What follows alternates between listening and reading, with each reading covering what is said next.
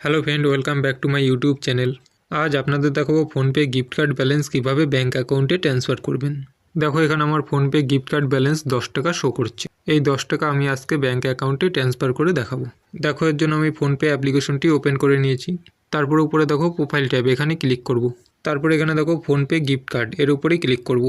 দেখো এখানে আমার গিফট কার্ড ব্যালেন্স শো করছে। এখানের এই গিফট কার্ড ব্যালেন্সটি ট্রান্সফার করার জন্য আবার আমি ফোনপের হোম স্ক্রিনে চলে আসব। তারপর এখানে দেখো স্ক্যান, এর উপরে ক্লিক করে যে কোনো PhonePe merchant QR code scan করব। এখানে মনে রাখবেন যেই ফোনপে মার্চেন্টকে আপনি পেমেন্ট করতে চাইছেন সেই মার্চেন্টের থেকে 1% চার্জ কাটবে আপনি যদি PhonePe gift card balance use করে পেমেন্ট করেন। অর্থাৎ 100 টাকায় 1 টাকা চার্জ কাটবে সেই মার্চেন্টের থেকে। তাই সেক্ষেত্রে কোনো মার্চেন্ট ফোনপে গিফট কার্ড কিংবা ফোনপে ওয়ালেট থেকে মানি রিসিভ করা বন্ধ করে রাখেন।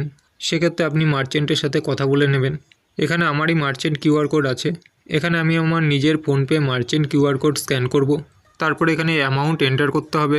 আমার ফোনপে গিফট কার্ড ব্যালেন্স 10 টাকা আছে, তাই আমি এখানে 10 টাকা এন্টার করব। তারপরে প্রসেস টু পে এখানে ক্লিক করব। তারপরে দেখো এখানের এই 10 টাকা আমি ফোনপে গিফট কার্ড ব্যালেন্সের মাধ্যমে পেমেন্ট করব।